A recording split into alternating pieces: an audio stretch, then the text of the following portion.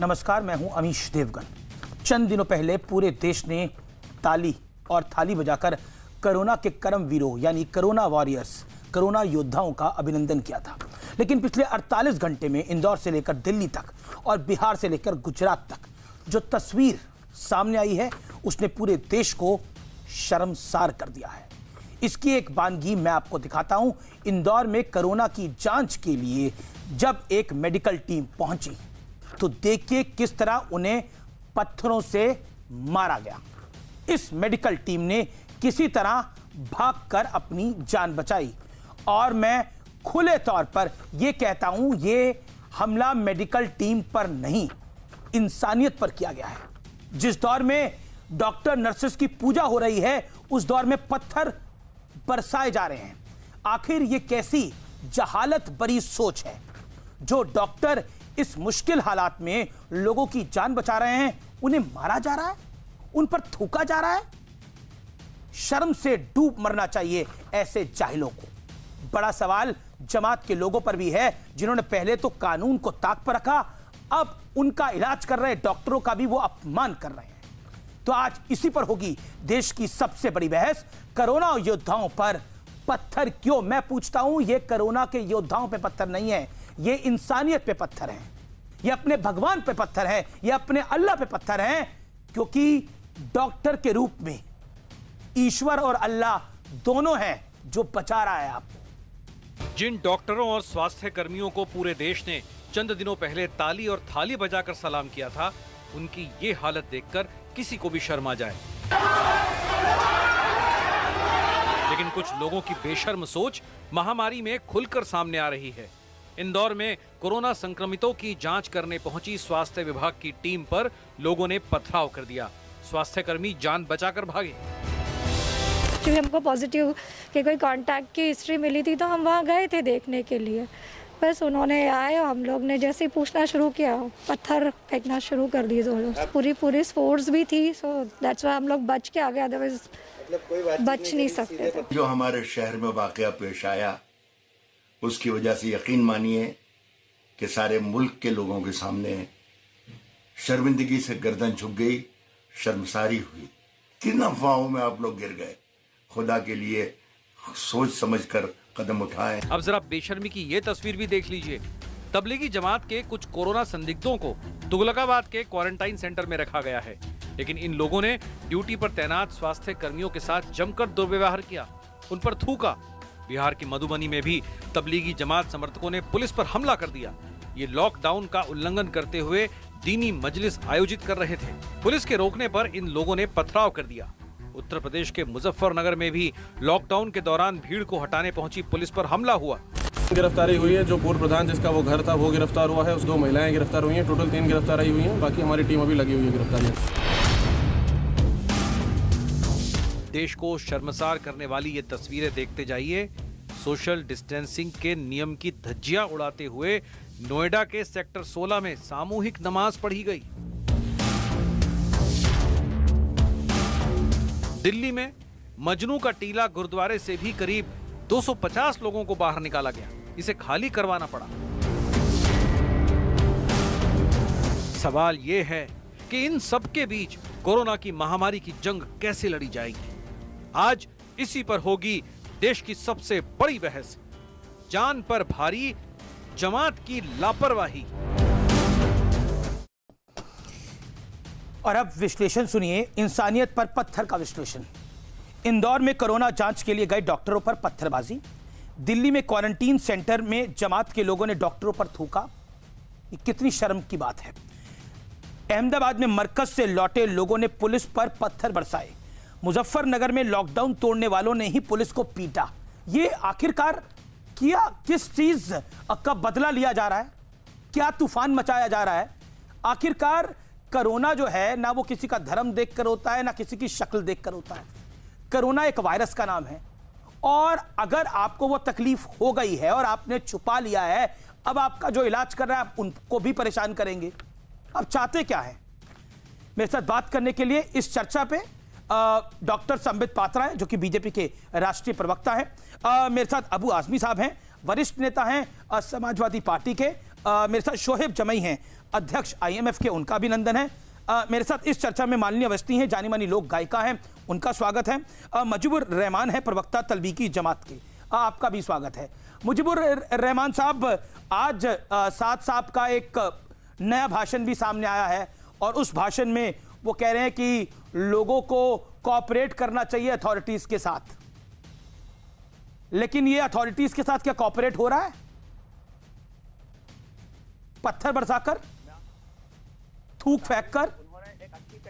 उन्होंने एक अच्छी पहल की है, इसकी सराहना करनी चाहिए, इसकी सराहना करनी चाहिए। सबसे पहले कि उन्होंने एक अच्छी पहल की, लोगों का फियर क्या है उसको समझना चाहिए कि लोग जो है वो ऐसी हरकतें क्यों कर रहे हैं, क्यों कर रहे हैं, क्या फियर्स हैं, वो फियर फैक्टर्स क्या हैं, क्या फियर फैक्टर है, क्या है, लोगों का डर क्या है, बताइए। आप सुनिए, एक मीडिया ट्रायल किया गया, उनको एज एन अक्यूज प्रेजेंट किया गया, उन लोगों को ऐसा फील करा दिया गया कि अगर वो मिल जाए कहीं तो फांसी पर चढ़ा दिया जाएगा। किसने बोला? ऐसा कहना करना चाहिए था। किसने बोला कि फांसी पे चढ़ा दिया जाएगा? आप देख करके उनको एक पॉजिटिव वे में अप्रोच करनी चाहिए थी कि भाई वो लोग सामने आए, निकले, और ऐसा कोई दिक्कत की बात नहीं है। अभी तक किसी जिम्मेदार आदमी ने सरकार के या एडमिनिस्ट्रेशन के तरीके की बात नहीं कही कि आप जो है आए, कुछ दिक्कत की बात नहीं है, आप लोगों को ट्रीट किया जाएगा। आप लोग अपने लिए भी नुकसान है, अपनी फैमिलीज के लिए भी, देश के लिए भी, और बाकी सब लोगों के लिए भी। इस तरीके की कोई अप्रोच अभी तक अगर नहीं, किसने बोला उनको फांसी चढ़ा दिया जाएगा? उनके मन में फियर फैक्टर है तो कोई कुछ नहीं कर सकता। किसने बोला फांसी चढ़ा दिया जाएगा? एक आदमी ने बोला फांसी चढ़ा दिया जाएगा। आप थूकेंगे डॉक्टर के ऊपर, आप पुलिस को मारेंगे, आप डॉक्टर पे पत्थर बरसाएंगे और फिर उसको बोलेंगे ये फियर फैक्टर है। कोई किसी चीज को डिफेंड नहीं कर रहा। पहली चीज, हिंदुस्तान के अंदर फियर फैक्टर में अगर डर है तो डर में थूकेंगे डॉक्टर के ऊपर। हिंदुस्तान के लोग कहां नहीं थूकते फिर रहे हैं, हर डॉक्टर पर थूकेंगे लोग थूकते हैं। हिंदुस्तान के कल्चर में है, अनसिविलाइज्ड लोग हैं, सिविक सेंसेस कम है लोगों के, चाहे वो किसी भी धर्म के हो। आप किसी भी जगह चले जाइए, अच्छी जगह चले जाइए, बुरी जगह चले जाइए, आपको स्पिटिंग मिलेगी जगह जगह। गुटखे खाते हैं, पान खाते हैं, थूकते फिरते हैं। मतलब मुंह पे भी थूका जाएगा?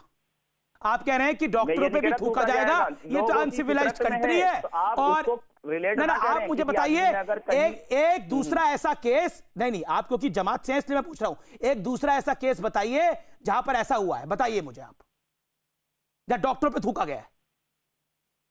एक तो आपके कोरोना वायरस का इलाज करे डॉक्टर, ऊपर से थूकेंगे भी उन पर। क्या नहीं लोग उनके ऊपर थूका गया है, कहां थूका गया उस आदमी से पूछा जाए जिसने थूका है, उनको मना किया जाए, बल्कि तरीके की थूका था कि नहीं करी जाए कहीं पर। अरे डॉक्टर्स ने कंप्लेंट करी है, विजुअल बाइट्स हैं, शॉट्स हैं, फिर भी आपको समझ नहीं आ रही बात को। तो आप इसका सवाल मुझसे ना करके उससे पूछे ना कि उसने क्यों थूका था। नहीं, एक सेकंड, संबित पात्रा, एक सेकंड, देखिए मैंने आपको भरपूर मौका दिया 2-2.5 मिनट का, क्योंकि आपके रिलेटेड टॉपिक है, इसलिए आपका हक बनता है कि आप बोलें, लेकिन आप इतना गलत बोलेंगे तो मैं माफी चाहता हूं आपसे। मैं संबित पात्रा आपका रुक करता हूं। Sambit Patra, here we are defending, मतलब मुझे तो लगा नहीं था कि इस बात को कोई डिफेंड करेगा यहां पर आकर।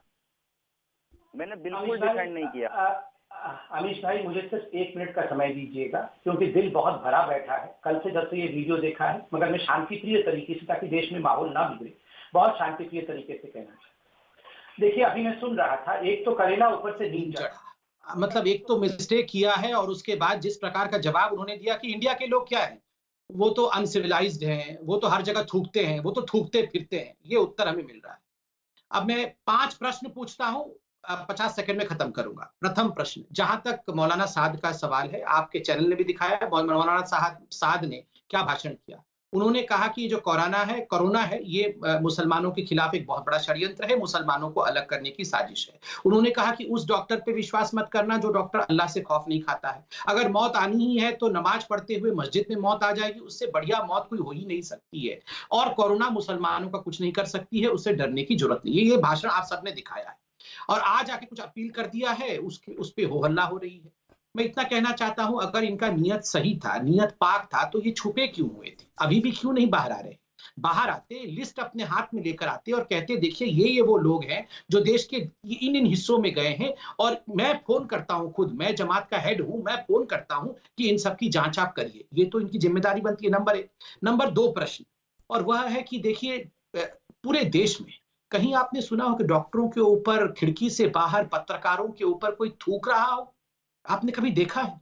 और आपने कहीं सुना है पूरे देश में कि डॉक्टर कोरोना की जांच करने गया हो और उसके ऊपर पत्थरबाजी हो रही हो? तीसरा प्रश्न है, आप मस्जिदों में, कल आप देखिए मधुबनी बिहार में, यहां हमारी दीदी बैठी है हमारी नीचे, आप उनसे पूछिए मधुबनी बिहार में किस प्रकार से जो पुलिस जाती है कि मरकज से जो लोग आए मस्जिद के अंदर थे उनके सैंपल्स लेके आएगी, उनके ऊपर फायरिंग हो जाती है, उनको गोली से मारने की कोशिश होती है। एक तो और आज बेंगलुरु के अंदर मस्जिद से कॉल दी जाती है कि अगर कोई आशा वर्कर और कोई हेल्थ वर्कर गलती से आपके घर में कोरोना सैंपल लेने आ जाए तो ना केवल उससे नहीं कोऑपरेट करना है, उसको भगा देना है। उसके बाद चीफ मिनिस्टर और डिप्यूटी चीफ मिनिस्टर को बोलना पड़ता है ऐसा कृपया मत करिएगा। और ये कोई 2 मस्जिदों में नहीं है, आज मेरठ में देखिए, आज बिजनौर में देखिए, हर जगह इस प्रकार की कॉल हो रही है। आखिर क्यों? मैं इसे हिंदू मुसलमान बिल्कुल नहीं बनाना चाहता हूं, मगर ये चीजें दिल में दर्द करती है। 5वां प्रश्न, आखिरी प्रश्न, वीजा रूल्स, आखिरी प्रश्न है, 5वां प्रश्न मैं खत्म कर दूंगा। वीजा नॉर्म्स को ताक पे रख के ये सब जो मौलवी 500 मौलवी बाहर से आए थे, इतने सारे देशों से आए थे, ये मिशनरी वीजा में आना चाहिए, मगर मिशनरी वीजा को ताक पे रखकर झूठ बोल के टूरिस्ट वीजा पे क्यों आए? अगर इनके मन में पाक विचार थी, इनके इंटेंशंस थे। बहुत बड़ी खबर आ रही है, बहुत बड़ी खबर आ रही है। हेल्थ सेक्रेटरी इंडिया ने चिट्ठी लिखी है गृह मंत्रालय को, जहां मरकज के लोग रुके हैं। दिल्ली के स्वास्थ्य सचिव ने चिट्ठी लिखी है पुलिस कमिश्नर को कि जहां मरकज के लोग रुके हैं वहां सिक्योरिटी तुरंत बढ़ाई जाए और जहां हमें जांच करने जाना है वहां भी हमें ज्यादा सिक्योरिटी दी जाए। ये कैटेगोरिकली कहा गया है, यानी मरकज से लोग जहां रुके हुए हैं वहां सुरक्षा व्यवस्था को चाक चौबंद और किया जाए, वहां व्यवस्था ज्यादा चाहिए होगी। संबित, मैंने आपको बीच में रोका, लेकिन मैं सीधा आपके अपनी बात को कंप्लीट करिए, 10 सेकंड आपके पास बचे हैं, then I will go to Abu Azmi and Malini Awasthi ji. देखिए, अभी आपने जो ब्रेकिंग न्यूज चलाया, आप सोचिए जरा पूरे विश्व के किस मुल्क में ऐसा होता हो, किस मुल्क में किसी व्यक्ति की जान को बचाने आप जाते होगे तो आप अपने साथ पुलिस, आर्मी इत्यादि लेके जान बचाने जाते हो। नंबर 1, क्या सऊदी अरब में ये चलेगा? क्या सऊदी अरब में किसी पुलिस के ऊपर कोई जमात पत्थर मारने की हिम्मत कर सकता है? वही गोली से मार देगा। जी। क्या आप बताइए, ये जमात बड़ा है या मक्का मदीना बड़ा है? मक्का मदीना बंद हो गया, मगर इनका जमात और जमात को डिफेंड करने वाले वो बंद नहीं हो रहे। अबू आजमी, जो दृश्य सामने आ रहे हैं और जो जमात ने करा, और हमने 2 महीने में 3 महीने में 1000 केस देखे, लेकिन 2 दिन में लगभग 950 केस से ज्यादा देख लिए हैं। और उसके बाद जिस तरह डॉक्टरों पे थूक फेंकना, पत्थर मारने को डिफेंड किया जा रहा है, कहा ये एक फियर मॉन्गरिंग है, डरे हुए हैं लोग। क्या डरे हुए लोग ऐसा करते हैं अबू आजमी साहब? देखिए, मैं नहीं समझता कि जमात के लोग ऐसा काम कर सकते हैं। मैं आज तक जमात को ये जानता हूं कि जमात के लोग हमेशा बहुत ही कायदे के साथ अपने समाज को दुनिया में अच्छी तरह से रहने का ढंग सिखाते हैं, अल्लाह से करीब रहें, इस देश के अंदर अमन व अमान रखें, हिंदू मुस्लिम की एकता रखें। लेकिन आज मैं जो सुन रहा हूं, मुझे नहीं लगता कि इसमें सच्चाई होगी। जरूर इसके पीछे कोई न कोई राज है। दूसरी बात मैं पूछना चाहता हूं, समित पत्रा साहब भी खड़े बैठे हुए हैं, मुझे बताइए कि क्या राज होगा अबू साहब, क्या राज होगा? शॉट्स हमारे सामने, पत्थर बरसाए जा रहे डॉक्टरों के ऊपर चाइना में। सुनिए, लेडी डॉक्टर पे पत्थर बरसाए गए। सुनिए जरा सा, सुनिए ना। आप कहिएगा ना, आप ही बोलेंगे तो मुझे क्यों बुलाते हैं? मैंने तो सवाल पूछा भाई। आवाज इको बहुत इको हो रही है। मैं जितना बोला उससे डबल मेरे पास आ रही है। सुनिए, पहला केस हुआ जनवरी में चाइना में, लेकिन 20 मार्च तक फ्लाइट्स आती रहीं। क्यों आती रहीं? आते रहे वहां से। और 15 फरवरी को प्रधानमंत्री जी ने कहा था कि हमने एयरपोर्ट पर बहुत अच्छी तरह से स्क्रीनिंग कर रहे हैं। अगर 20 मार्च तक फ्लाइट आती रही और स्क्रीनिंग सही होती रही तो कोई भी आदमी विदेश से कोरोना लेकर देश में नहीं आना चाहिए। फिर क्यों आया? और अगर जब बाहर से आने वाले लोगों की स्क्रीनिंग की जिम्मेदारी किसकी है? सरकार की जिम्मेदारी नहीं है क्या? ये स्क्रीनिंग हो रही है और चाइना से लोग आ रहे हैं, मलेशिया से आ रहे हैं, कहां से आ रहे हैं इन सब बातों में। और सारी की सारे 22 मार्च तक तबलीगी जमात वाले जितने जा सकते थे चले गए। एक बैग आपने रात को ऐलान कर दिया कि 21 दिन तक अब कोई बाहर नहीं निकलेगा। प्रधानमंत्री जी ने कहा जो जहां है वहीं रहो, बाहर मत निकलो। भाई जो भी जमात में आए थे जहां चले गए उनको परमिशन था जाने का ना, तो जमात की क्या गलती इसके अंदर है? चले गए अपने अपने गांव में, चले गए, जाओ उनको पकड़ो, चेक करो उनको। लेकिन मैं कहता हूं कि अगर निजामुद्दीन क्या इंटेलिजेंस को नहीं मालूम? सुनिए प्लीज, मैंने तो सुनी आपकी बात। चिल्लाते हैं आप, लोगों से बोलने वालों से ज्यादा आप ही बोलते हैं। मैं बिल्कुल नहीं बोला, पिछले 2.5-3 मिनट से आप ही बोल रहे हैं अबू भाई। 29 मार्च तक इस देश में बहुत सुकून था, हिंदू मुसलमान मिलकर के एक दूसरे को खाना खिला रहे थे, लेकिन ये बर्दाश्त नहीं हुआ। मीडिया ने ऐसा दिखाया है जमात के बारे में कि जमात जो है आतंकवादी है। अरे जमात वाले किसने बोला? मस्जिदों में आप मुझे बताइए किसने बोला जमात आतंकवादी है? मैंने एक शब्द बोला जमात आतंकवादी है। आप पिछले 3 दिन के हमारे नेटवर्क का ट्रैक रिकॉर्ड उठा लीजिए, हमने बोला जमात आतंकवादी है। मैंने सुना है, इसी टेलीविजन पर मैंने मेरे टेलीविजन पर नहीं सुना होगा अबू आजमी, लेकिन जमात, अगर जमात के लोग डॉक्टरों पे थूकेंगे तो बोला जाएगा, अगर डॉक्टर पे पत्थरबाजी होगी तो बोला जाएगा। जब तबलीगी जमात तबलीगी जमात अगर गलत कराए तो गलत है। सुनिए ना, सबसे पहला कोरोना का मरीज कर्नाटक में आया था। 12 मार्च को कर्नाटक में पहला इंतकाल हुआ। 16 मार्च को कर्नाटक के अंदर केरल में आया था, लोगों ने शादी में गए, केरल में आया था पहला मरीज, सबसे पहला कोरोना का मरीज भारत में केरल में आया था। 12 तारीख को, सुनिए ना, वहां के मुख्यमंत्री से पूछ सकते हैं आप फोन करके, नहीं तो मैं अभी फोन लाइन पे लेता हूं केरल के मुख्यमंत्री को फोन लाइन। स्कूल बंद हो गए और एमएलसी की शादी, एमएलसी क्या शादी थी, 2000 लोग गए। एक सेकंड, संबित पात्रा मिनिस्टर भी गए, बीजेपी के वर्कर भी गए, 2000 लोग। आप केस क्यों नहीं करते उनको पर? आप क्यों नहीं दिखाते ब्रेकिंग न्यूज? आप सिर्फ तबलीगी जमात दिखा रहे हो। आज कई लाख लोग, ठीक है, जवाब संबित बोलिए, रुकिए, जहां 200 नहीं जा सकते 400 जा रहे हैं, उससे कोरोना नहीं बढ़ रहा है क्या? आप तबलीगी जमात के पीछे पड़े हुए हो। तबलीगी जमात जो लोग अगर एक जगह पर जवाब देता हूं, मुझे लगता है चिल्ला चोट करके जवाब देने की कोई आवश्यकता नहीं निकाला तो लॉक कर देना चाहिए था, उसी के अंदर पड़े रहते, बाहर नहीं आते वो लोग। एक सेकंड जरा अबू आजमी साहब शांति से। तबलीगी जमात इस देश के अंदर हिंदू मुसलमानों की एकता कायम थी 29 तारीख तक। अमीश भाई जरा नहीं देखा गया लोगों को, पूरे देश में ऐसा लग गया मुसलमानी सब बर्बादी करने आ गया है। अबू आजमी आपको मुसलमान किसी मंदिर बोलते हैं, तबलीग वाले किसी मंदिर में नहीं जा रहे। जी बोलिए। मैं बोल लूं अमीश भाई? अमीश भाई, इसी को कहते हैं चोरी ऊपर से सीना चोरी। एक तो गलती करो और ऊपर से इतनी जोर चिल्ला के आप लोग सिर्फ इस देश के अंदर अमीश भाई प्रधानमंत्री अबू आजमी आपकी बात सुना, बिल्कुल नहीं, मुझे हटा दो। तो इंदौर में भी पत्थर मारेंगे, यहाँ टीवी पे पत्थर मारेंगे तो कैसे होगा अमीश भाई? मुख्यमंत्री वहाँ इंदौर में भी मार रहे हैं और यहाँ टीवी पे भी हम पत्थर खाने के लिए बैठे हैं। आप इनकी आवाज को कम से कम करिए। चिल्लाए आप यहाँ पर तो अमीश भाई आप ही पुलिस हैं, आप चाहे तो इनकी आवाज को कम कर सकते हैं, हमारी आवाज को सुना दीजिए। संबित बोलिए। मालिनी जी भी इंतजार कर रही है, तारिक फतेह भी इंतजार कर रहे हैं। मैं क्योंकि उन्होंने सवाल सरकार से पूछा है, मैं जल्दी जवाब देता हूँ। नंबर 1, इन्होंने कहा बाकियों पे प्रश्न क्यों नहीं हो रहा है? बाकियों पे भी प्रश्न हुआ था, मगर आप एक आंकड़ा सुन लीजिए। आज देश में 1900 केस है, उसमें से 434 केस तबलीगी जमात से जुड़ा हुआ है, मतलब 40% केस आज पूरे हिंदुस्तान में तबलीगी जमात से है। आंध्र प्रदेश में 85 केस है, जिसमें 64 तबलीगी जमात से है। तेलंगाना में 92 केस है, जिसमें 77 केस तबलीगी जमात का है। आज 19 डेथ पूरे हिंदुस्तान में तबलीगी जमात में अटेंडी के हुए हैं, उनके लोगों के हुए हैं। इन्होंने कहा कि हमारे इंटेलिजेंस क्या कर रही थी, सरकार क्या कर रही थी, क्यों नहीं डंडे मारे हमें? कल को कहेंगे कि हमारे लोग थूक रहे थे तो सरकार ने हमारे मुंह पे टेप क्यों नहीं लगाया? टेप लगा देती सरकार तो हम थूकते नहीं। मतलब खुद कुछ नहीं करेंगे, खुद थूकेंगे, मारेंगे, कहेंगे कोरोना मुसलमानों को बहकाने की और मुसलमानों के खिलाफ षड्यंत्र है, और फिर ये चिल्लाएंगे कि सरकार ने हमें डंडे क्यों नहीं मारे। मतलब कमाल है, ये सुबह से बोल रहे सरकार ने हमें डंडे क्यों नहीं मारे, सरकार ने हमें डंडे क्यों नहीं मारे। ये कोई आपका कोई कर्तव्य है कि देश के प्रति? सौंप देना फिर जमात को, अगर सारे काम जमात को खुद करने हैं उनको स्क्रीनिंग। अच्छा, सरकार सौंप दे जमात को, वीजा दिया था ना, तो आप चाहते हैं। उनकी स्क्रीनिंग कैसे हुई कि ये लोग बाहर से आकर यहाँ पे कोरोना फैला रहे हैं? इसका जिम्मेदार कौन है? माननीय अवस्थी, एक सेकंड, मैं माननीय अवस्थी के पास चलता हूं। तारिक फतेह मैं आपके पास आऊंगा। माननीय अवस्थी, कनिका कपूर पे कार्रवाई होती है, कोई हिंदू मुसलमान नहीं होता।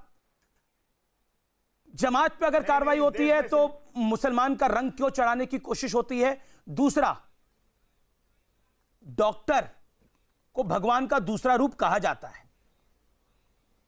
लेकिन उसी डॉक्टर अगर आपकी जान बचाने जाए और उसको पत्थर मारे जाए और क्वारंटाइन सेंटर पे उसको थूका जाए और कहा जाए ये पता नहीं कहां से तमाशा खड़ा हो रहा है, फिर क्या करिएगा? ऐसे लड़ाई लड़ेंगे हम कोरोना से? दो बातें हैं आपकी, और मैं दोनों बातों पर मैं सुन भी रही थी, और मुझे लगता है हर भारतीय इस पर इतना उद्वेलित है और इस पर अपनी ढंग से सोच रहा है और समझ रहा है और देख भी रहा है कि ये क्या गजब हो रहा है। पहली बात तो मैं ये कहना चाहूंगी अपने सारे भाइयों से, चाहे देश में कोई भी जो समस्या आती है, ये सबकी सामूहिक समस्या है। वायरस जात धर्म देख करके नहीं पकड़ता किसी को, पहली बात। इसलिए सभी लोग ये भी समझें कि रोग को रोकने का भी सबका सामूहिक उत्तरदायित्व है। ये कोई जिम्मेदारी एक प्रधानमंत्री की नहीं है। मैं अभी सुन रही थी कि उन्होंने क्यों नहीं रोका, उन्होंने क्यों नहीं फरवरी से किया, जनवरी। अरे भाई, जब प्रधानमंत्री ने देश के नाम संदेश दिया था तो हिंदू मुस्लिम करके नहीं दिया था, पूरे राष्ट्र का संबोधन था और सबके लिए था कि आप एक जगह पे नहीं रहेंगे और यदि घर में 3-4 लोग हैं वो भी सोशल डिस्टेंसिंग में रहेंगे।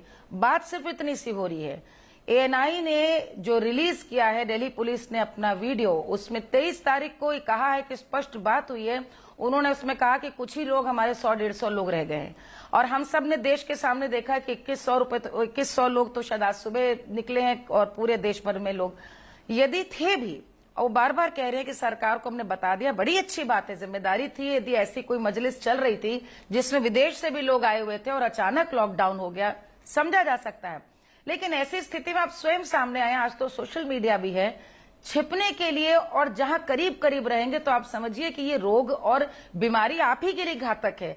आपको जो संरक्षक दे रहा है उसके लिए भी घातक। ये बीमारी ऐसी, और ऐसा नहीं कि दुनिया में किया जा रहा है, ये तो देश में, भारत में हो रहा, पूरी दुनिया में ये फैला हुआ है।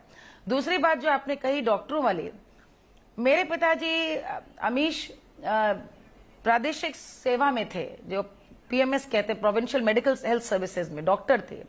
तो जिला अस्पताल में, मैं तो मेडिकल कैंपसेस में, अस्पताल के में हमारा घर हमेशा हुआ करता था।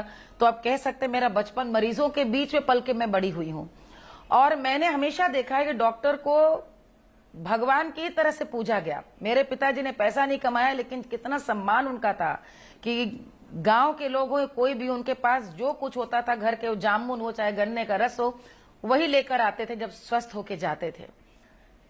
टीकाकरण जिस समय होता था, जब टीकाकरण शुरू हुए चेचक के या गर्भवती स्त्रियों के लिए भी, आप याद करिए 70s के दशक की बात बता रही हूं मैं, उस समय भी स्वास्थ्य कर्मियों का बड़ा विरोध होता था, जल्दी टीका लगाने के लिए तैयार नहीं होते थे।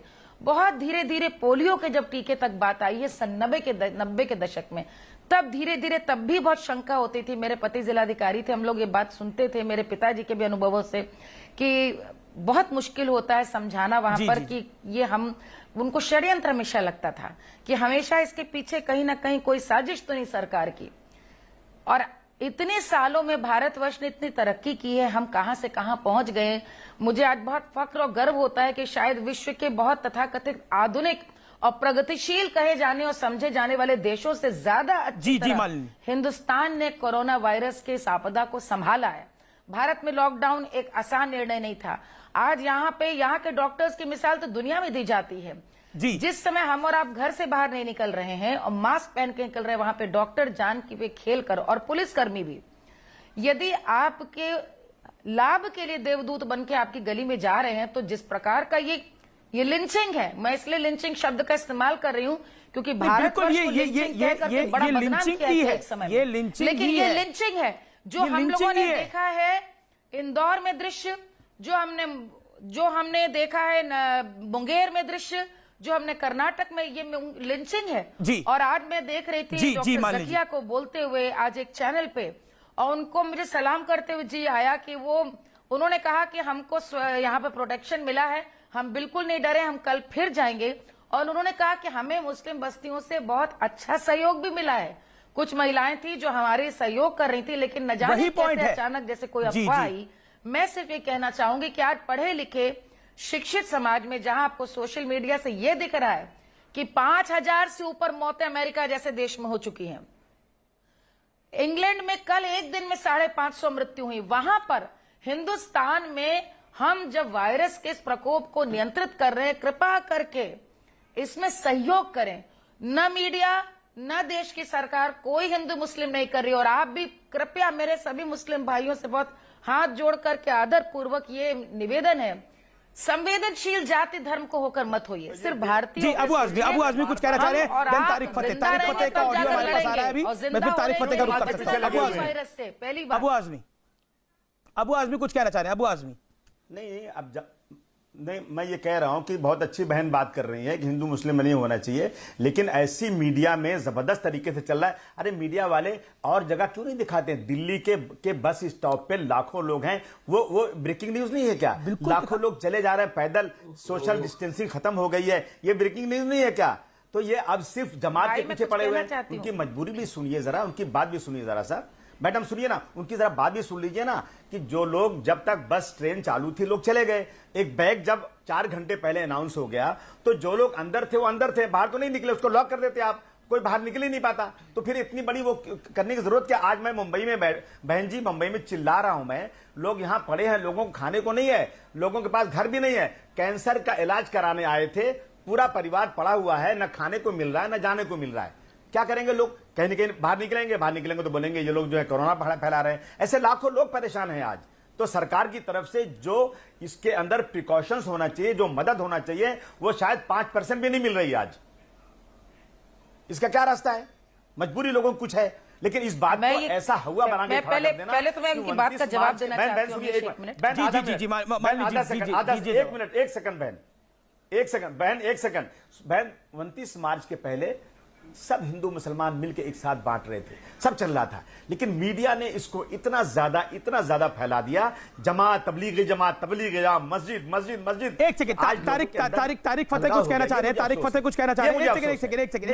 मीडिया ऐसा चिल्ला रही है ना कि जैसे कि बहुत बड़ा कोई वो। देखिए आप मीडिया को देखिए, अबू आजमी आपका मीडिया पे कोई गुस्सा हो सकता है, लेकिन मैं आपको बताऊं, अगर लोगों की भीड़ थी तो दिखाया गया लोगों की भीड़ थी, बताया गया लोगों की भीड़ है।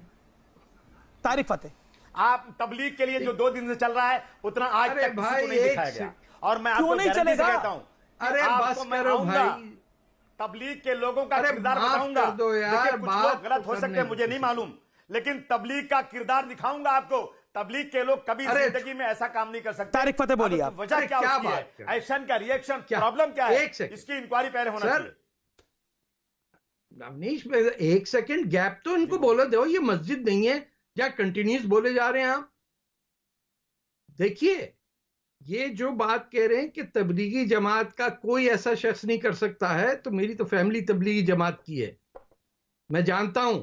और इनसे कहें कि बांग्लादेश में 2 साल पहले जो 20,000 तबलीगी जमात के 2 टुकड़े आपस में लड़े थे और चाकू गजी और डंडाबाजी हुई थी, वो क्या कोई और तबलीगी जमात थी?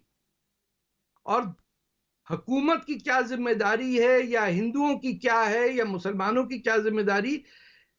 इसका सबूत सिर्फ ये है कि मैंने नहीं सुना किसी हिंदू पंडित से, किसी आलिम से कि साहब कोरोना वायरस जो है हिंदुओं को बचाने के लिए है, इसमें मुसलमान मारे जाएंगे। और तमाम मौलवियों के मैं को 20 यूट्यूब पे वीडियो आपको दिखा सकता हूं जिसमें वो कह रहे हैं thank you corona virus for coming to India. ये इंडिया के मुसलमान बच्चे कह रहे हैं। दूसरा, आप कई मौलाना साहब हैं वहां के, वो मरकज के, जो कह रहे हैं कि ये कोरोना वायरस मुसलमानों को बचाने आया है, ये और उसी जबान में फिर कहते हैं कि ये काफिरों पे पड़ेगा, यानी चीनियों पे, अमरीकियों पे, यहूदियों पे, हिंदुओं पे, और तुम्हें कोई फर्क नहीं पड़ेगा। ये तो खुद कह रहे हैं मौलाना लोग, ये कोई दूसरा थोड़ी कह रहा है, कोई मीडिया थोड़ी कह रहा है। ये किसने कहा? मौलवियों से जाके यूट्यूब पे हजारों बयान हैं। और यहां पे भी, हमारे कनाडा में भी ये आपकी तबलीगी जमात बैठी हुई है, यहां पे भी वही शरारत होती है कि दोगली बातें करना, दरवाजे के ऊपर आके एकदम मासूम शक्ल बना के कहना कि हम तो सर दावत देने आए हैं, और जिसने ज्यादा बात की उस पर कुफर का इल्जाम लगा देते हैं आप। तो आपसे सबसे ज्यादा आपके जो वो फंसने वाले लोग हैं वो तो मुसलमान हैं। आपने उनकी लीडरशिप पे ऐसा कब्जा किया हुआ है कि वो बोल ही नहीं सकते। और जो बोले आपके खिलाफ आप कुफर का इल्जाम लगा देते। अबू आजमी अबू आजमी अबू आजमी बात को मानने को तैयार नहीं हो। देखिए क्या सरकमस्टांसेस है। देखिए मेरा जो तजर्बा है, मैं किसी को सपोर्ट नहीं कर रहा हूं, मैं बिल्कुल नहीं सपोर्ट कर रहा हूं, लेकिन मेरा तजर्बा है कि तबलीग वाले जमीन के नीचे मरने के बाद क्या होगा, आसमान के ऊपर अल्लाह के लिए क्या करना है। दुनिया में कभी हिंदू मुस्लिम इन्होंने नहीं किया। अभी जो इनकी बातें कह रहे हैं कि यूट्यूब पे इनके बहुत सारे भाषण हैं, तकरीरें इसकी हैं, किस सरकमस्टांसेस में कैसे है, अगर कोई शख्स ऐसा बोलता है तो 100% मैं आपकी बात मानता हूं, गलत है ये। लेकिन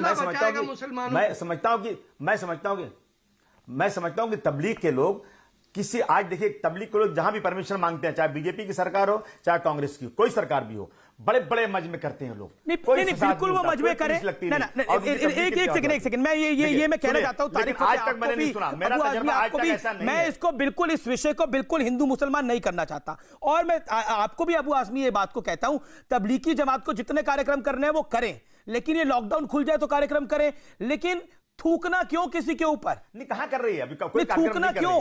अरे सर पत्थर क्यों मारने? नहीं, अगर देखिए थूका है तो गलत है, 100% गलत है। आप तो कह रहे थे इसमें कुछ गड़बड़ लग रही है, उन पे सजा की जाए।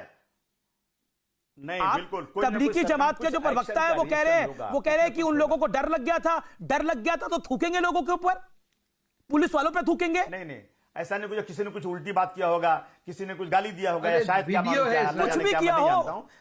लेकिन मेरा जो तजर्बा, भाई माफ करना भाई साहब, मेरा जो तजर्बा है तबलीग जमात का, मैंने वो बताया आपको कि तबलीग के लोग ऐसा नहीं कर सकते, अगर किया है तो गलत है, लेकिन इसकी इंक्वायरी होना चाहिए कि सही क्या गलत क्या है। नहीं, इंक्वायरी तो तब करेंगे ना अबू भाई, इंक्वायरी तो तब करेंगे जब बचेंगे। कोरोना वायरस अगर जिस स्पीड से फैल रहा है इस समय पूरी दुनिया के अंदर, और जिस स्पीड में पिछले 2 दिनों में तबलीगी जमात की वजह से भारत में एक संख्या बहुत बढ़कर आई है, उसके बाद स्थिति विस्फोटक हो सकती है हमारी। अच्छा एक मिनट सुनिए ना, तबलीगी जमात के 1500 लोग थे ना अंदर, 1500 ना, 2100 कितने थे? 1500 थे। उसके पहले जो गए 2100, उसके पहले जो अच्छा 2100 थे, चले जो अंदर थे, जी अंदर थे, वही बात कर रहे हैं आप ना? जी।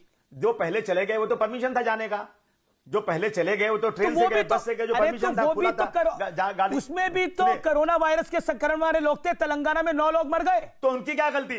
तो उनकी गलती है कि उन्होंने विदेशों से लोग बुलाए, उनकी गलती है कि जब उनको सिम्पटम्स दिखाई दिए वो अथॉरिटीज के पास नहीं गए, उनकी गलती है कि वो बंद कमरों से बाहर निकल गए। आज दो बस मुंबई दिल्ली में घूम रही है फॉरेनर्स को लेकर के, घूम रही है दिल्ली में बिना परमिशन। अगर वो लोग देश में आए थे तो परमिशन लेकर आए थे, शोएब जमाई की स्क्रीनिंग हुई थी। शोएब जमाई भी काफी देर से इंतजार कर रहे हैं। संबित पात्रा, अमीश भाई बहुत सारे सवाल उठाए गए हैं, इसको अच्छे तसल्ली से उत्तर देता हूं। नंबर 1, इन्होंने कहा गलती क्या है, उनको तो परमिशन था जाने की। अरे कितना जवाब देंगे आप? मैंने बहुत शांति से सुना, सुन लीजिए। देखिए पहले ये जो विदेशी लोग आए थे, जब इनको कहा गया था कि आप सेल्फ क्वारंटाइन में जाएंगे, इन्होंने अग्री किया था कि हम सेल्फ क्वारंटाइन में जाएंगे, ये सेल्फ क्वारंटाइन में नहीं गए, इन्होंने जमात किया। एक तो टूरिस्ट बन के आए थे, फिर मिशनरी काम किया, सेल्फ क्वारंटाइन में नहीं गए, एडवाइस का उल्लंघन किया, पहली गलती। और चूंकि ये ऑलरेडी इन्फेक्टेड होके आए थे, इन्होंने सैकड़ों लोगों को इन्फेक्ट किया। दूसरी, जो इनके बड़े उलेमा और बहुत बड़े बड़े लोग थे, आप वो टीवी वीडियो चलाइए जो एएनआई ने और दिल्ली पुलिस ने रिलीज की है, जब इनको 23 तारीख को बताया गया कि कितने लोग हैं उसके अंदर, 1000 लोग बोले, ज्यादा से ज्यादा 1000 हैं, मगर सामने आया कि 2500 लोग थे, जब निकले तो 2500 लोग निकले, मतलब डबल से भी ज्यादा लोग थे, बताया यहाँ 1000 जा रहा था, तो झूठ भी बोला। तीसरी बात है, वहां समझाया गया, इन 3500 लोगों को समझाया गया कि कोरोना से डरना नहीं है, और कोरोना जो चीजें हमने बताई, और ये सब बातें समझा करके उनको पूरे देश के कोने कोने में भेजा गया। आज जो पत्थरबाजी हो रही है वो इसी का नतीजा है, क्योंकि लोगों, अगर मौलाना साद जैसे इतना बड़ा व्यक्ति, इतने बड़े जमात को चलाने वाला व्यक्ति यह कहेंगे कि देखो ये तो मुसलमानों के खिलाफ षड्यंत्र है, तो बेचारा गरीब मुसलमान तो मारेगा ही जब डॉक्टर आपके घर पे आएगा, क्योंकि आपके मौलाना ने ये समझाया। शोएब जमाई wants to respond. Shoaib Jamai respond to Sambit Patra. Shoaib, नहीं देखिए, देखिए अमीश जी, मैं हमेशा से मेरा एक अलग अंदाज़ रहा है डिबेट करने का, वो चूँकि पॉलिटिकल और सामाजिक के कारणों से, लेकिन आज मैं खुद एक तबलीग जमात का मेंबर हूँ और तबलीग की जमात से बचपन से जुड़ा रहा हूँ। तो मैं तो लोगों के लिए दुआएं करना चाहूँगा कि अल्लाह ताला हिंदुस्तान को और हिंदुस्तान के तमाम लोगों को, बल्कि पूरी इंसानियत को इस बीमारी से बचाए और तमाम लोगों को, इंसानियत को सेव करे। यही मैं बिल्कुल। और दूसरी बात यह है कि मैं यह समझता हूँ कि चाहे उन डॉक्टरों के लिए भी तो दुआ करिए जो तबलीगी जमात वालों का इलाज कर रहे हैं, और उनको बद्दुआ दीजिए जो उन पर थूक फेंक रहे हैं, जो उन पर पत्थर मार रहे हैं। नहीं करिए। चाहे इंदौर की घटना हो या फिर देखिए, चाहे इंदौर की घटना हो या फिर मुजफ्फरनगर में जहां अभी पुलिस वालों पे हमला किया गया, वो सारी शर्मनाक है, उसका कोई डिफेंड नहीं कर सकता है। लेकिन यहाँ से सवाल ये है कि बिल्कुल नहीं डिफेंड करना चाहिए। मौलाना साद साहब ने खुद अपील की पूरे देश के लोगों से, मुसलमानों से, मैं भी अपील कर रहा हूँ। लेकिन मेरा ये मानना है कि किसी कम्युनिटी को डिमोनाइज करना ये पैनिक क्रिएट करता है और एक सही उदाहरण नहीं। किसने करा है? मैं बोल रहा हूँ कनिका कपूर को जब क्वारंटाइन करा गया, कोई मजहब बीच में आया कोई मजहब बीच में? तो मौलाना साद में मजहब कैसे आएगा? समझनी पड़ेगी। नहीं, एक सेकंड, मौलाना साद में मजहब कैसे आएगा बीच के अंदर? कैसे आया जब कनिका कपूर में मजहब बीच में नहीं आया?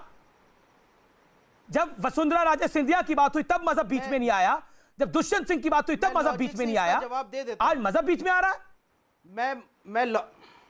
मैं लॉजिक से इसका जवाब दे देता हूं। जवाब यह है कि जब 23 तारीख के बाद अगर वो नया इज्तिमा करते, लोगों को जोड़ करते, तो फिर उनकी गलती होती, वो अपराधी होते। लेकिन जिस तरीके से 1800 लोग अभी वहाँ पे उत्तराखंड में, गुजरात के फंस गए थे, जिनको हरिद्वार में गंगा स्नान के बाद 27 तारीख को चुपके चुपके लग्जरी बसों से अहमदाबाद पहुँचाया गया। वैसी तबलीग वालों को भी एसडीएम से मदद मांगी थी, पहुँचा देना चाहिए थी अपने अपने घरों में, अपने घरों में पहुंचा देना चाहिए था। बाकी तमाम मजदूरों को पहुंचा देना चाहिए। नोएडा बॉर्डर पर, गाजियाबाद बॉर्डर पर मजदूर, गरीब लोग फंस गए थे और योगी आदित्यनाथ ने बस भेजी और उनको भी नहीं यहाँ से लेके जाना चाहिए था। ये भी बोलेंगे आप? देवगन जी नहीं, फिर क्या? अमीश देवगन, फिर क्या? अमीश देवगन जी, अगर कोई ठान ले कि उसको गलत को सही ठहराना है तो गलत, वो सही नहीं हो सकता ना। अगर तेलंगाना में एक मंत्री रामनवमी पर अपने घर पे कार्यक्रम कर रहा है तो उसका वो भी गलत है, क्योंकि ये वक्त नहीं है। भाई मैं कह रहा हूं कि हरिद्वार में 1800 लोग, अहमदाबाद का मामला बोला 1800 मौलाना आपने बात तो कर लिया अपनी। तारिक फतेह कुछ कह रहे, समित रुकिए, तारिक फतेह जांच के सिर्फ एक, मान लीजिए मैं आपको बहस एक नुक्ते पे है कि क्या मौलाना साद मोहम्मद ने अपने वीडियो में अपनी कांग्रेगेशन को ये नहीं कहा कि तुम फिक्र नहीं करो, ये कोरोना वायरस मुसलमानों को कुछ नहीं करेगा? क्या इन्होंने खुद अपनी मस्जिद के अंदर नहीं कहा? अरे बिल्कुल नहीं कहा, झूठ बात कर रहे हैं। मौलाना साद साहब, ऑडियो है। मौलाना साद साहब ने कहा कि जब ये बीमारी खत्म हो जाएगी, अब आप सुन लीजिए जवाब, जब ये बीमारी खत्म हो जाएगी तो तुम्हारे दिलों में ये यकीन ना आ जाए कि हाथ मिलाने से बीमारी फैल जाएगी, इसलिए आप वो यकीन ना मानो। हाँ, अभी बीमारी का दौर है तो एहतियात बरतिए और डॉक्टरों से दिखाइए। जो वीडियो आप लोगों ने नहीं चलाई, मीडिया ने नहीं चलाई, जिसको कल मौलाना साद का बयान था कि ये मुसलमानों को मुसलमानों से अलग करने की साजिश है। ईमान का मतलब समझते हैं? तारिक फतेह मुसलमान है, आप ईमान का मतलब समझते हैं ना? दिलों का यकीन और जाब्ता क्या होता है? दिलों का यकीन अल्लाह पे होता है और जाब्ता होता है कि जो मोहम्मद सल्लल्लाहु अलैहि वसल्लम ने जो सुन्नतें बताई हैं, पुलिस को सियासी अमल बना दिया। आप आधा अधूरा वीडियो ऑडियो चला के मौलाना साद साहब को बदनाम करने के अल्लाह के सब लोगों को तबलीगी जमात को बदनाम कर रहे हैं। और ये 2100 लोग नहीं थे। एक सेकंड रुकिए, ऑडियो डाउन करिए जरा, ऑडियो डाउन करिए। कोरोना वायरस नाम की बीमारी है, ये 2100 लोग नहीं थे। मीडिया ने अपने आप इन 2100 लोगों को क्रिएट किया, इन 2100 लोगों को खड़ा कर दिया। ये 2100 लोग कहीं नहीं थे, ये 2100 लोग थे ही नहीं। और भारत की कोरोना लिस्ट जो है वो ऐसे ही बढ़ गई है पिछले 2 दिनों के अंदर। सरकारें परेशान हैं, आपको शायद पता नहीं है, तेलंगाना की सरकार परेशान है, कर्नाटक की सरकार परेशान है, केरल की सरकार परेशान है, यूपी की सरकार परेशान है, महाराष्ट्र की सरकार परेशान है, राजस्थान की सरकार परेशान है, केंद्र की सरकार परेशान है। डॉक्टर कह रहे हैं हमें फोर्स ज्यादा चाहिए इनका इलाज करने के लिए, और आप कह रहे हैं कि तबलीगी जमात को बदनाम करने की बात है। कोई किसी को बदनाम नहीं कर रहा, बदनाम नहीं कर रहा है, साजिश का शिकार बनाया जा रहा है। क्या साजिश? जिम्मेदारी से बचना चाहती है। कौन साजिश कर रहा है? बलि का बकरा साजिश का तारीख के बाद एसडीएम के कहने के बावजूद सपना बोले मेरा निवेदन है ना, ये तरीका गलत होगा। डिस्पर्स करने के लिए कोई कोशिश नहीं हुई। देखिए 23 तारीख को एसडीएम से मदद मांगने के बावजूद भी उनको मदद नहीं दी गई, मैं और किसी को डिस्पर्स करने की कोशिश नहीं गई। संबित बात देखिए, मेरा निवेदन है, मैं सबको मौका दे रहा हूँ पूरा बोलने का। स्पेशल पास दे रही है। इंडिया गेट में कल सारे लोग पकड़े गए। एक सेकंड शोएब जमाई, आप अपने नाम के साथ डॉक्टर लगाते हैं कि नहीं लगाते? प्रोफेसर लगाते हैं। एक सेकंड रुको शोएब जमाई, रुको शोएब जमाई, रुकिए शोएब जमाई, बात सुनिए। आप मेरा ऑडियो डाउन करा देंगे? किसी का ऑडियो डाउन नहीं हुआ है, ऑडियो किसी का डाउन नहीं हुआ है। मैं किसी का ऑडियो डाउन नहीं करता, ये मैं काम नहीं करता, लेकिन कोई किसी के बीच में बोलेगा तो ऑडियो डाउन करना पड़ता है। सवाल पूछता हूं, मेरा ऑडियो डाउन करा देते हैं आप लोग? बिल्कुल नहीं, आपका ऑडियो आ रहा है, पूछिए, मुंह बंद करवाएंगे। अपनी बेगम से पूछ लीजिएगा। भाई हम तो आपको ऑडियो डाउन नहीं करा, पूछ लेंगे और सरकार की बेगम से भी पूछ लेंगे। ठीक है, कुछ भी बोलते हैं आप लोग, ऑडियो डाउन कर दिया, ऑडियो डाउन कर दिया। एक सेकंड, आप लोग इस गंभीर बीमारी को दिल्ली सरकार पे जवाब देखिए, आप हल्का कर रहे हैं बहस को, आपको ऑडियो डाउन कर रहा हूं, अब मैं आपको ऑडियो डाउन कर रहा हूं। शोएब जमाई देखिए, ईमानदारी से संबित पात्रा शांत बैठे हैं, अबू आजमी शांत बैठे हैं, माननीय अवस्थी शांत बैठी है, तारिक फतेह शांत बैठे हैं, उनको सुनेंगे ना? एक सेकंड रुकिए, संबित पात्रा जी।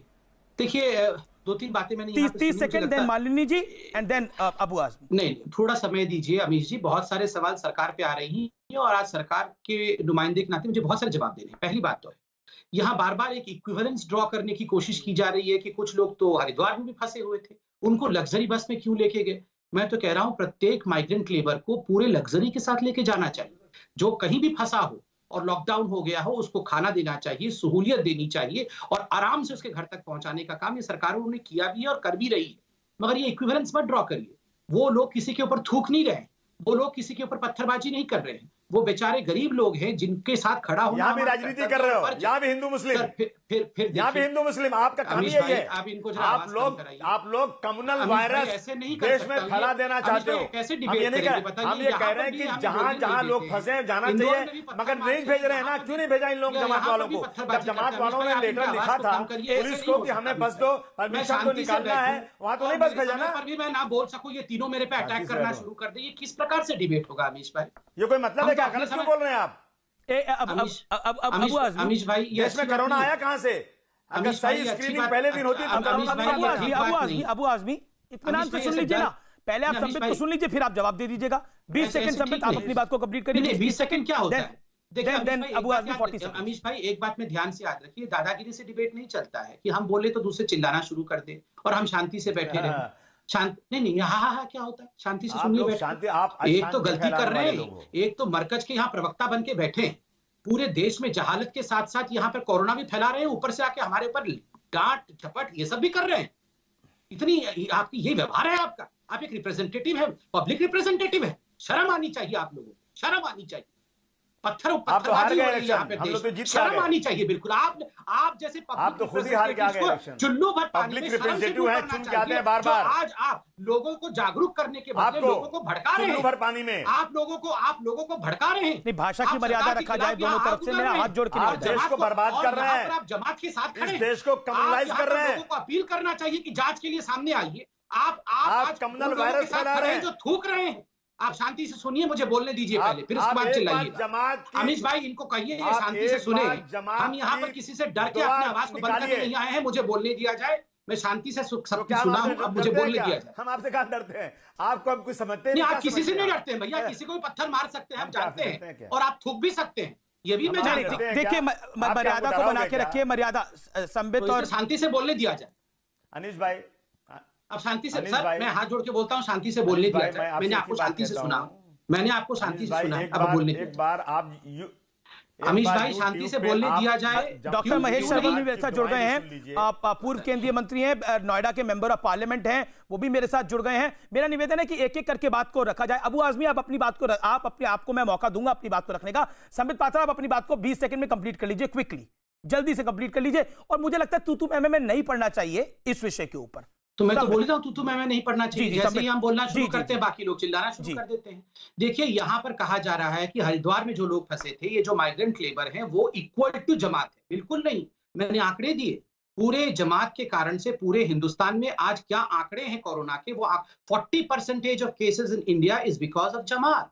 इसलिए एक रेस्पॉन्सिबिलिटी के साथ हमें उत्तर देना है, नंबर 1। नंबर 2, ये कर्तव्य है सरकार का भी और हर सरकार का कि वो माइग्रेंट लेबर को अपने गंतव्य स्थान तक सुरक्षित पहुंचाए। वो काम किया गया है। तीसरी बात, यहाँ पे अबू आजमी ने कहा ऐसा क्या बड़ा चीज हो गया जो अमीश देवगन और मीडिया बार बार जमात कर रही है। इतना कुछ होने के बाद भी इनको ये बड़ी बात नहीं नजर आ रही है। ठीक है, डॉक्टरों के ऊपर पत्थर फेंका जा रहा है और थूक फेंकी जा रही है, फिर भी ये बड़ी बात नजर नहीं आ रही है। मैं आपको बता देता हूं, हमारी टीम, हमारे रिपोर्टर्स इस मुश्किल घड़ी में भी फील्ड पर रिपोर्टिंग कर रहे हैं। हमारी पूरी टीम्स, मेरे प्रोड्यूसर, पैनल प्रोड्यूसर अजहर भाई हो या फिर अवनीश ओझा हो, ये पूरी टीम ऑफिस आ रही है इस मुश्किल घड़ी के अंदर। देखिए उनके भी परिवार है, इसलिए तबलीगी जमात हमारे लिए इंपॉर्टेंट नहीं है, हमारे लिए कोरोना वायरस इंपॉर्टेंट है। इससे लड़ाई महत्वपूर्ण है। शायद आपको भी एहसास होगा, और क्योंकि आप खुद एक पब्लिक रिप्रेजेंटेटिव हैं अबू आजमी, इसलिए आप समझेंगे कि ये चिंता कितनी बड़ी है। महाराष्ट्र में बड़े सारे केसेस हैं जिस राज्य से आप आते हैं। मरते हुए देख के बोलिए अबू आजमी। देखिए अनीस भाई, मैं यहाँ कोई लड़ाई करने नहीं आया हूँ, लेकिन मैं जानता हूँ जब से पैदा हूँ आज तक 100 साल से जमात चल रही है।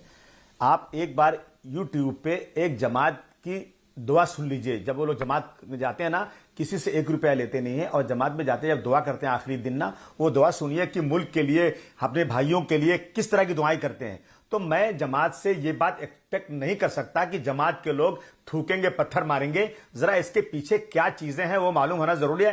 पूरी जमात को डिमोरलाइज कर दिया, बदनाम कर दिया देश में। वो जमात, जो जमात कभी भी पॉलिटिकल कोई काम नहीं करती, सिर्फ भलाई का काम करती है। आप बताइए मुझे आप कि जब वहां पर लोग ठहरे थे अंदर, अगर उनको बसेस मिल गई तो चले जाते थे लोग। आज मैं यही बार बार कह रहा हूं कि इतने लाख लोग सड़क पर बैठे हैं, क्या उससे कोरोना नहीं फैल रहा है? इतने लाख लोग पैदल जा रहे हैं, उससे कोरोना नहीं फैल रहा है? कर्नाटक में 2,02,000 लोगों की शादी में मुख्यमंत्री कोरोना नहीं फैल रहा है? लेकिन इन चीजों पे बहस न करके सिर्फ जमात लगा के रखा है। इसलिए मुझे और कोई और नहीं कुछ कह रहा हूं। मैं दुआ करता हूं अल्लाह ताला इस कोरोना को खत्म करे। कनिका कपूर पर बहस नहीं हुई क्या? कनिका कपूर पर बहस नहीं हुई क्या? अब माइग्रेंट लेबर्स पर डिबेट नहीं हुई जैसी ये हो रही है जी। डॉक्टर महेश शर्मा मेरे साथ है। डॉक्टर महेश शर्मा, डॉक्टर महेश शर्मा इस देश में जी मेंबर ऑफ पार्लियामेंट भी है नोएडा से, और इन्होंने अपना अस्पताल भी कोविड-19 से लड़ाई के लिए दे दिया है। 100 बेड का अस्पताल इन्होंने दिया है। मैं डॉक्टर महेश शर्मा आपका रुख करता हूं, आप एक डॉक्टर हैं, लेकिन जो तस्वीरें सामने आ रही हैं, कुछ लोग डॉक्टरों पे थूक फेंक रहे हैं, पत्थर मार रहे हैं, वाकई ये देखकर दिल आपका फट गया? देखिए, मेरे सामने मेरे गुरु हैं इस विषय के, तो स्पेशलिस्ट डॉक्टर पात्रा साहब बैठे हैं, और कल्चर की हमारी एम्बेसडर मेरी छोटी बहन मालिनी जी बैठी हैं, तारिक फतेह साहब बैठे हैं। अबू भाई, ये तहजीब नहीं है हमारे देश की, ये संस्कृति नहीं है हमारे देश की। ये हमारी गंगा जमुनी जिस तहजीब के हम हुकारे भरते हैं पूरे विश्व के अंदर, पाकिस्तान जैसे और छोटे मोटे कानून कितने देशों से ज्यादा मुसलमान हमारे देश में रहते हैं। इस लड़ाई को हिंदू मुसलमानों में ना बांटें कृपया अबू भाई, ये समझें। कौन बांट रहा है? मैं बांट रहा हूं। करके आज लड़ाई हम किससे लड़ रहे हैं? मत बांटें। अरे भाई, क्या पुलिस से लड़ रहे हैं? यही कह रहा हूं कि मत बांटें। क्या हम अरे मैं क्या कह रहा हूं? मैं भी क्या हम पुलिस से लड़ रहे हैं? क्या हम इल्जाम SHO पर लगा रहे हैं?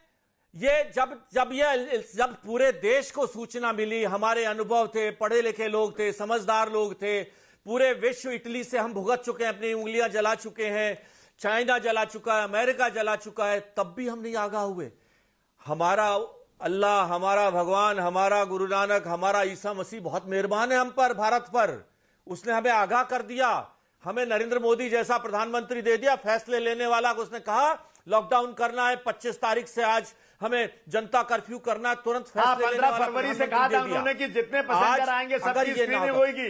जब 15 फरवरी से स्क्रीनिंग शुरू हुई तो कैसे लोग आ गए देश के अंदर कोरोना लेकर के? आप तारीफ तो कर रहे हैं, मैं भी तारीफ कर रहा हूं, लेकिन जब मत दोष दीजिएगा अपने अपने भगवान अल्लाह को, जिस दिन चाइना में हुआ था उस दिन फ्लाइट क्यों नहीं बंद कर दिया? बात करते हैं आप। नहीं देखिए अबू भाई ये कोरोना आना किसी को पता था? फ्लाइट उस दिन नहीं भाई साहब, फ्लाइट उस दिन क्यों नहीं बंद कर दिया? जिस दिन चाइना से फ्लाइट आ रही थी और चाइना में लोग मर रहे थे, फ्लाइट बंद कर देना चाहिए था ना। अबू भाई ये वो वाली कहानी है, तो नहीं आने देना वो वाले चाहिए के क्रिकेट की पिच में खिलाड़ी खड़ा है और बाहर खड़ा हुआ आदमी कहता है लगा दे छक्का। उस प्रधानमंत्री के आंखों के पीछे दिखी हुई चिंता देखिए। जब वो पलायन कर रहे थे लोग, तब भी आप आवाज उठा रहे थे। जब उनको रोटी मजदूरों को नहीं मिल रही थी, तब भी आप आवाज उठा रहे थे। अगर इन्हीं मरकजी लोगों को एक सेकंड में आवाज उठती, मैं आपको पूरा वक्त मिला, शांत बैठिए। जी एक सेकंड, माननीय अवस्थी मेरे साथ है। माननीय अवस्थी, मैं माफी चाहता हूं, पहले तो मैं आपके पास थोड़ा लेट आ रहा हूं और इसलिए डॉक्टर महेश मैं वापस आऊंगा आपके पास। मैं इसलिए लेट आ रहा हूं आपके पास क्योंकि ये बहस बहुत संगीन हो गई थी। लेकिन हम इस लड़ाई को अच्छी तरह लड़ना चाहते हैं, लेकिन क्या करें? ये स्पीड ब्रेकर बहुत भारी पड़ सकता है। ये छोटी मोटी घटना नहीं है। मुझे दो चीजें कहनी है। पहली चीज तो ये है, समय की थोड़ी कमी है, आप 40-50 सेकंड में बात रखिए। जो प्रवासी भाई सड़क पर चल निकले, जी, उन्हें उम्मीद नहीं थी कि उनको बस मिलेगी। वो तो पैदल चल निकले थे। पूरे देश ने दिखाया और पूरे 3 दिन तक दिखाया है। वो चल निकले थे क्योंकि उन्हें घर जाना था। पहली बात मैं ये बता दूं, जो अबू भाई कह रहे हैं या जो भी कह रहा है, वो अपने आप चल निकले थे क्योंकि उन्हें छिपाना नहीं था, उन्हें अपने घर जाना था। वो दिहाड़ी वाले, उनको मालूम था कि यहाँ बंद है और उनको अब घर पहुंचना था। सरकारों की जिम्मेवारी थी। और बस में जब वो बैठा के भेजे गए हैं तो ये नहीं देखा गया कि वो हिंदू है कि मुस्लिम है। पहली बात तो अब ये समझें, वो प्रवासी भाई भारतीय थे। उनको भोजन और उनके घर तक पहुंचाने के संग संग सब क्वारंटीन किए गए हैं। उन सबको एक निश्चित दूरी के संग, जो नोएडा में भी रोके गए और जो अपने घर भी पहुंचाए गए हैं, ये सबसे बड़ी सरकार की जिम्मेदारी थी। तो सबसे ज्यादा जिस चीज पे जोर दिया जा रहा है कि आप एक दूसरे से दूर रहें। और मैं कहना चाहता हूं, यहाँ पे जितने भी भाई सरकार पे उंगली उठा रहे हैं, इस समय व्यवस्था पर उंगली उठा रहे हैं और इस बात की शिकायत कर रहे हैं कि क्यों इस बात पे जमात का नाम आ रहा। मैं आपसे हाथ जोड़ के कहती हूं, आप अपने समाज के प्रभावशाली व्यक्तित्व हैं, तो आप जिम्मेदारी लीजिए, आगे बढ़िए और अपने समाज को समझाइए। बिल्कुल अच्छी बात, बिल्कुल अच्छी बात। अगर आप अपने समाज में प्रभावी हैं, चाहे डॉक्टर संबित पात्रा हो, चाहे डॉक्टर महेश शर्मा हो, चाहे अबू आजमी हो, चाहे माननी अवस्थी हो, चाहे तारिक फतेह हो, चाहे मजबूर रहमान हो, अगर आप अपने समाज में प्रभावी व्यक्ति हैं, अगर आप हो, तो आपको रोकना है लोगों को, क्योंकि ये लड़ाई छोटी मोटी नहीं है। अमेरिका का राष्ट्रपति कह रहा है, मैंने कल भी कहा था कि मेरे यहां 1 लाख लोगों की जान जा सकती है, और उसके मुंह पे शिकन नहीं थी। और हमारे देश के प्रधानमंत्री कह रहे हैं कि मैं सबको बचाऊंगा। निर्णय हमें करना है कि हम बचना चाहते हैं कि नहीं बचना चाहते। और मेरे साथ माननीय अवस्थी है। माननीय अवस्थी, अंत में क्या सुनाना चाहेंगी? सिर्फ 30 सेकेंड हमारे पास है। मैं तो यही कहूंगी, भीड़ में कहीं नहीं जाना है, भीड़ से खुद को बचाना है।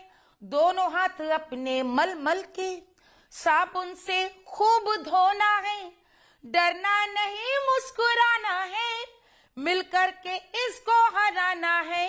अरे आया है क्यों तू निगोड़ा, अरे क्या है रे तुरे करोना। मैं यही कहूंगी कि ये शत्रु अनजान है और अनजाने दुश्मन बड़े खतरनाक होते हैं। तो इसलिए एक होकर स्वास्थ्य के गाइडलाइंस को मानते हुए, स्वीकार करते हुए घरों में रहें, घर से बाहर न निकले, परहेज करें और इस तरह से सहयोग करें। शुक्रिया। वाकई ये निगोड़ा है। और मेरे को तो एक ही, क्योंकि आपने गाया तो मुझे लगता है एक लाइन में गा देता हूं कि जीत जाएंगे हम, अगर तू संग है, अगर जनता संग है, तो कोरोना से ये लड़ाई भारतवर्ष जीत जाएगा। नमस्कार।